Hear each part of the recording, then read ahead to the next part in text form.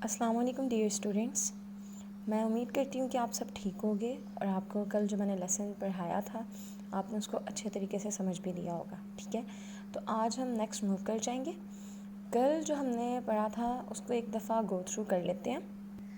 जी, तो स्टूडेंट्स कल मैंने आपको जो पढ़ाया था उसमें सबसे पहले आपको मैंने साइंस के बारे में बताया था कि हमारे पास साइंस क्या होती है। ठीक है, उसमें हमें पता चला कि जो ऑब्जर्वेशन होती हैं और जो एक्सपेरिमेंट्स होते हैं वो दोनों मिल के तो हमारे पास साइंस बनाते हैं। और देन साइंस जो है वो लैटिन वर्ड है जिसका मीनिंग होता है नॉलेज।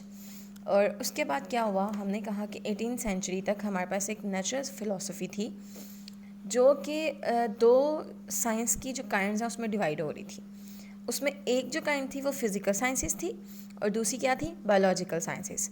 मैंने आपको बताया कि जो फिज़िकल साइंसेस हैं वो नॉन लिविंग थिंग से रिलेट करती हैं और जो बायोलॉजिकल साइंसेस हैं वो लिविंग थिंग से रिलेट करती हैं। ठीक है, तो बेसिकली क्या होता है आपके पास कि हमारे पास जो फिज़िक्स है ना वो एक साइंस की ऐसी ब्रांच है जिसमें हम लोग नेचर के बारे में स्टडी करते हैं।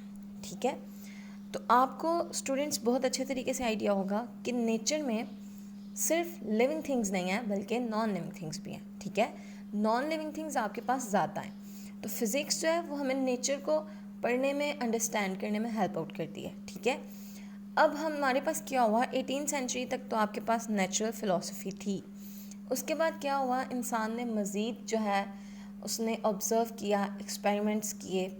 तो 19th सेंचुरी में क्या हुआ आपके पास कि हमने कह दिया कि हमारे पास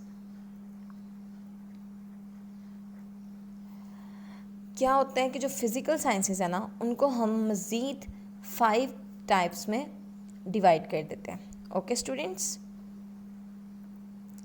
अब वो 5 टाइप कौन सी हैं और उनमें क्या क्या चीज़ें इन्वॉल्व होती हैं हम उनके बारे में पढ़ेंगे। ठीक है, तो let's move on the book.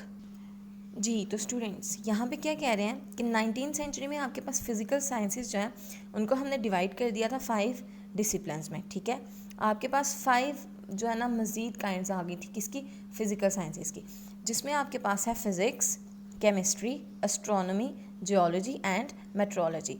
अब हम थोड़ा सा आइडिया ले लेते हैं कि ये 5 काइंड्स होती क्या हैं, किसके अबाउट हैं। ठीक है, सबसे पहले आपके पास आ जाती है फ़िज़िक्स।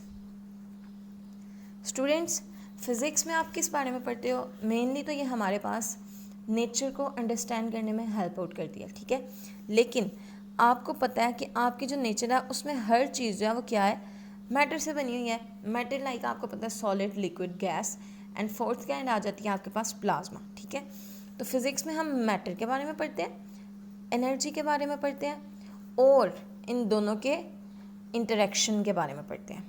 ठीक है, कि मैटर एंड एनर्जी आपस में किस तरह से रिलेट करते हैं।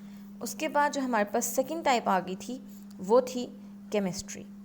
केमिस्ट्री में स्टूडेंट्स आप केमिकल रिएक्शंस के बारे में पढ़ते हो कि नेचर में जो आपके पास केमिकल रिएक्शंस होते हैं वो किस तरह से होते हैं।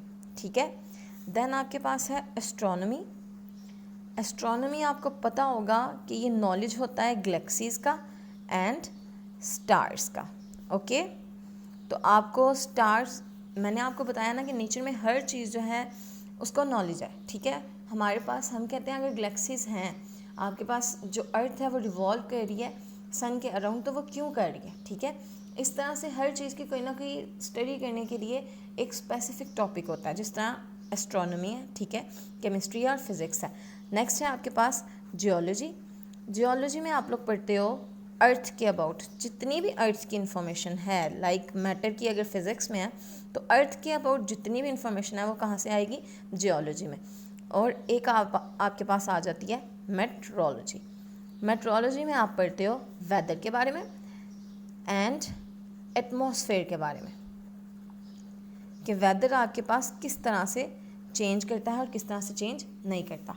ओके स्टूडेंट्स, अब नेक्स्ट जो है वो आपके पास ये है कि फ़िज़िक्स, यहाँ पे क्वेश्चन आ जाता है कि डिफाइन फिज़िक्स। ओके, तो ये देखें, in physics we study matter, energy and their interaction. कि फ़िज़िक्स में हम किसके बारे में पढ़ते हैं, मैटर के बारे में पढ़ते हैं, एनर्जी के बारे में पढ़ते हैं और इनके इंटरेक्शन के बारे में पढ़ते हैं।